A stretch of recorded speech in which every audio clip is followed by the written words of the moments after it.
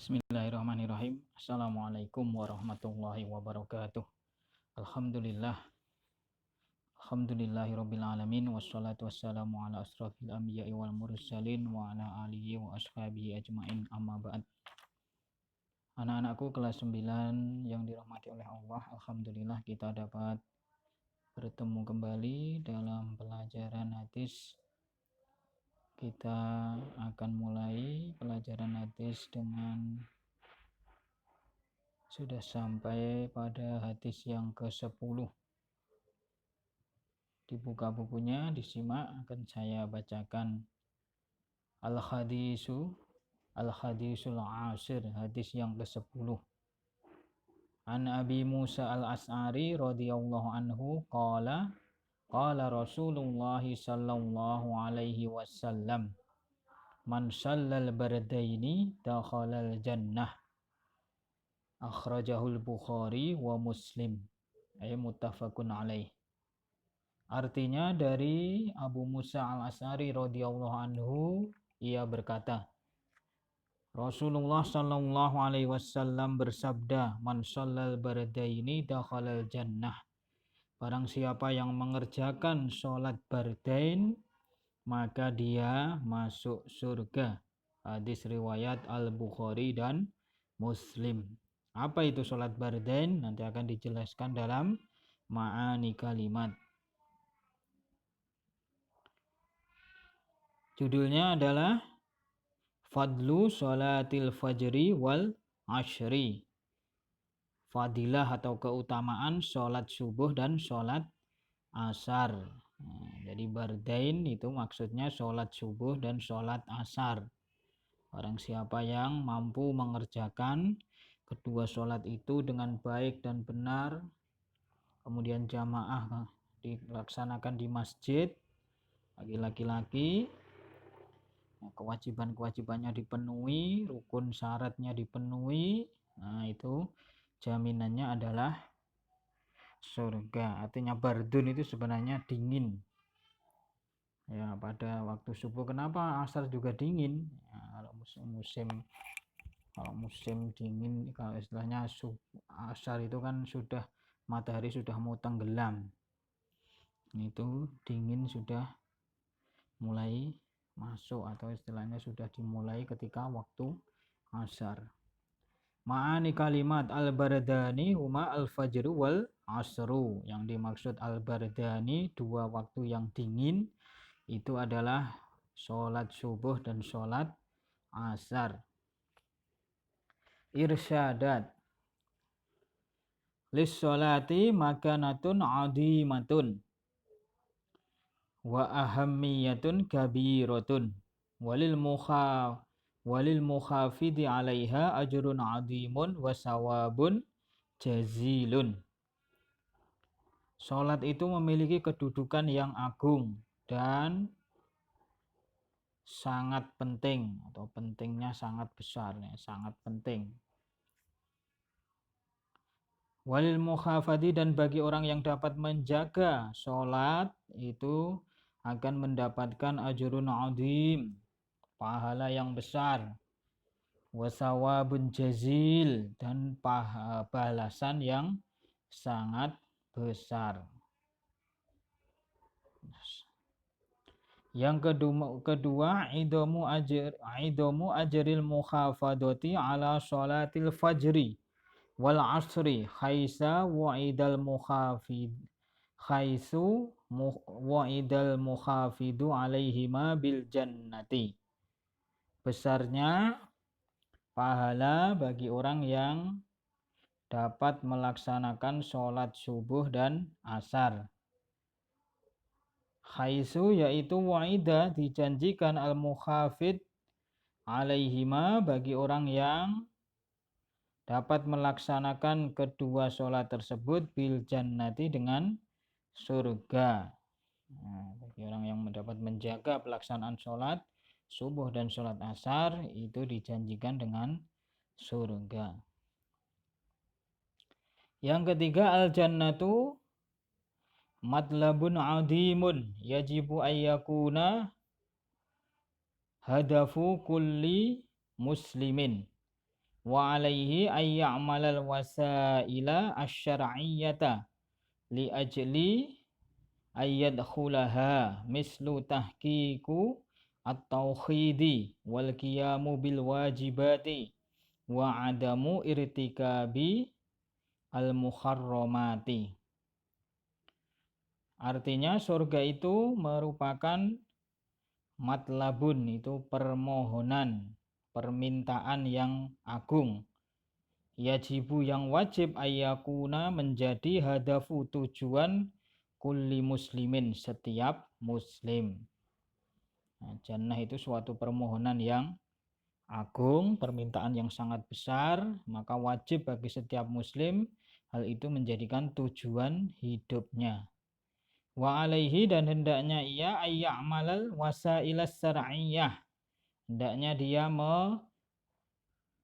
mengerjakan sarana-sarana, wasail itu sarana-sarana as-syar'iyyah yang disyariatkan ayyadkhulaha agar dapat masuk ke dalam surga. Mislu misalnya tahqiqut tauhid, melaksanakan tauhid atau mewujudkan tauhidnya.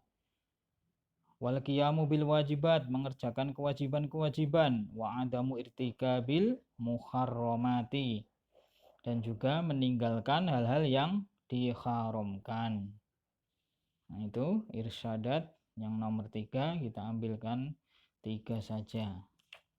Kita lanjutkan hadis yang ke-11, al-hadisu al-hadi asyar, hadis yang ke-11.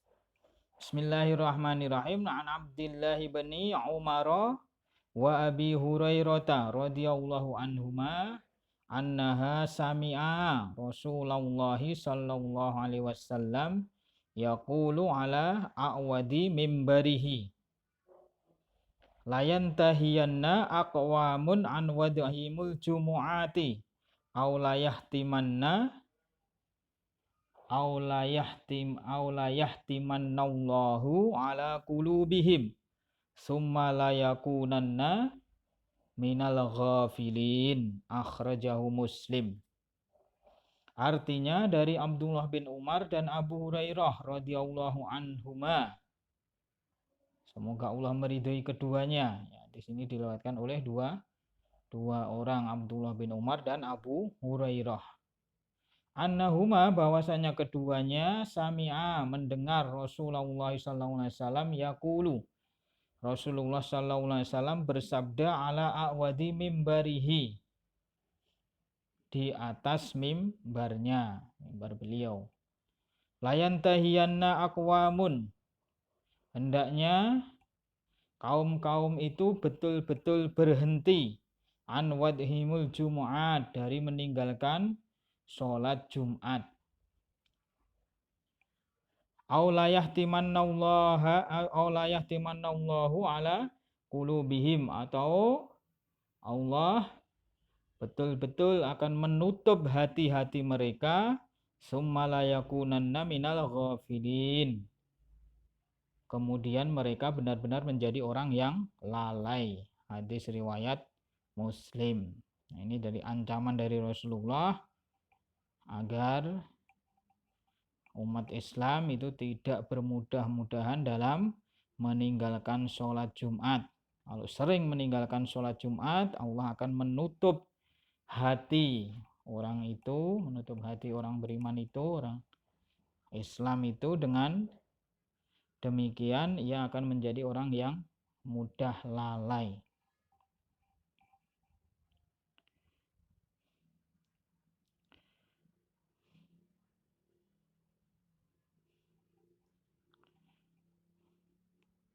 Kemudian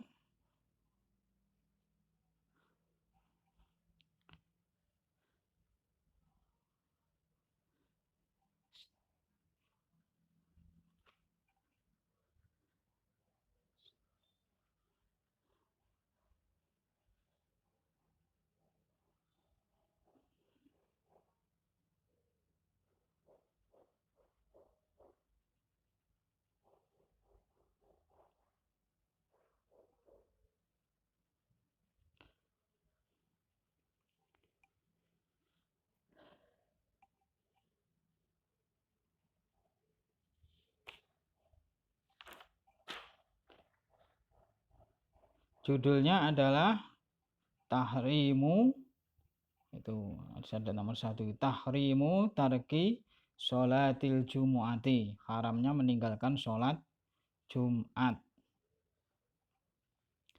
Ma'ani kalimat layan tahiyanna aqwamun yajibu ayyan tahiyya aqwamun antarkil jumu'at. Wajib untuk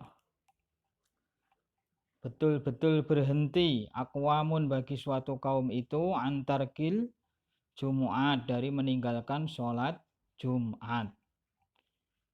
Wad'uhum tarkuhum, mereka meninggalkan, taroka kan ada, jadi wad'uhum ay tarkuhum, meninggalkan. Al jumu'atu yakni sholatul jumu'ati, yang dimaksud Jumat adalah sholat Jumat. Aulayah timanna ay layat ba'unna walayagottina walayagottiyanna.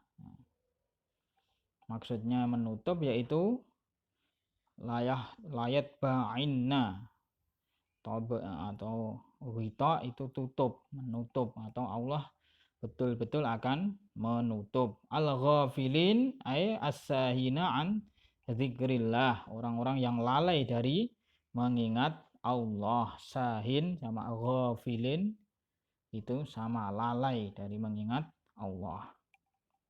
Irsyadat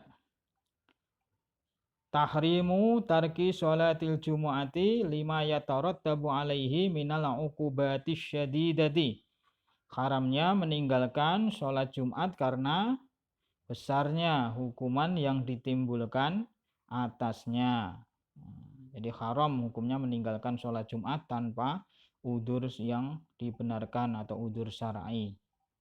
Yang kedua, wujubul mukhafadati ala sholatil jumu'ati lima laha min manzilatin azimatin wa makanatin aliyatin fi dinillahi azza wa jal. Wajibnya menjaga pelaksanaan sholat Jumat karena sholat Jumat memiliki kedudukan yang agung dan kedudukan yang tinggi di dalam agama Allah, di dalam agama Islam ini. Ya, jadi wajib untuk menjaga pelaksanaan sholat, tidak meninggalkan sholat Jumat, karena sholat Jumat itu memiliki kedudukan yang agung dan tinggi di dalam perkara din, agama kita ini agama Islam. Yang ketiga, mantarokal jumu'ata min ghairi udrin waqa'a fima dzakarahur rasulu sallallahu alaihi wasallam fayahtumullahu ala qalbihi summa yakunu minal ghafilin wa min samma yakunu finnari wal a'yadu billah li'annahu maqarrul ghafilin. Barang siapa yang meninggalkan sholat Jumat tanpa udzur, maka dia terjatuh kepada perkara yang disebutkan oleh Rasulullah sallallahu alaihi wasallam, bahwa Allah akan menutup hatinya sehingga dia menjadi seorang yang lalai. Dan dari sini wamin sama, dan dari sini dia akan berada di neraka, karena neraka merupakan tempat orang-orang yang lalai. Wal'iyadu billah, kita berlindung kepada Allah dari hal tersebut.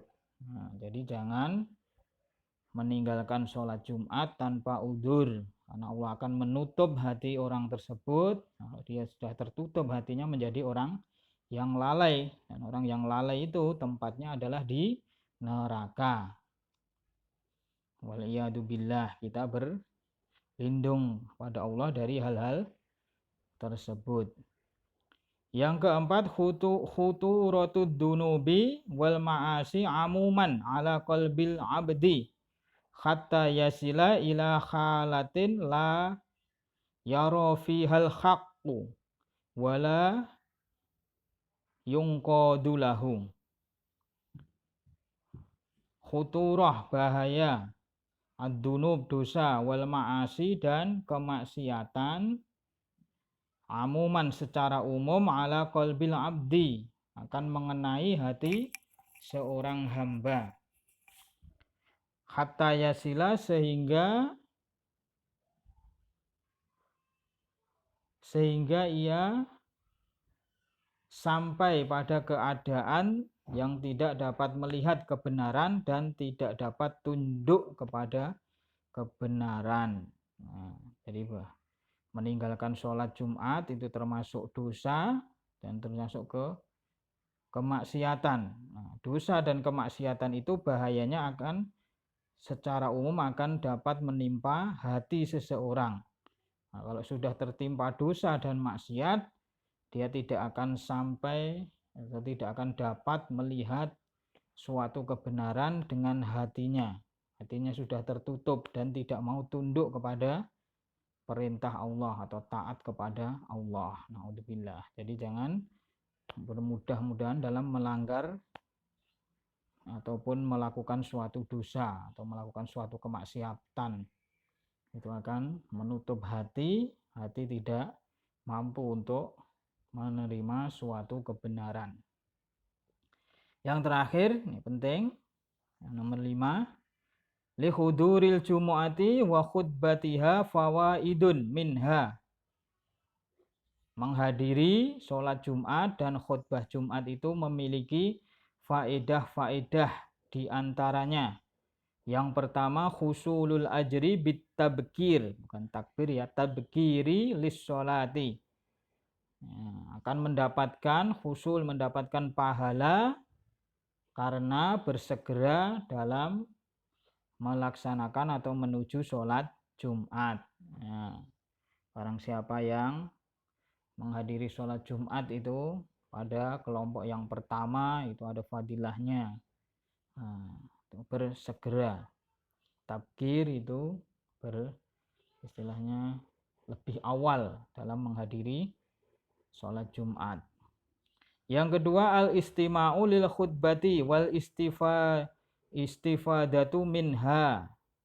Mendengarkan khutbah dan mengambil faedah atau manfaat dari khutbah Jumat tersebut. Dengan kita menghadiri sholat Jumat itu bisa mendengarkan khutbah dan mengambil faedahnya, dan diingatkan agar tidak melanggar larangan Allah atau berbuat dosa dan senantiasa bertakwa kepada Allah. Kemudian faedah yang ketiga atau terakhir dari menghadiri sholat Jumat adalah al-iqtida'u bir Rasuli sallallahu alaihi wasallam, meneladani atau mencontoh Rasulullah sallallahu alaihi wasallam.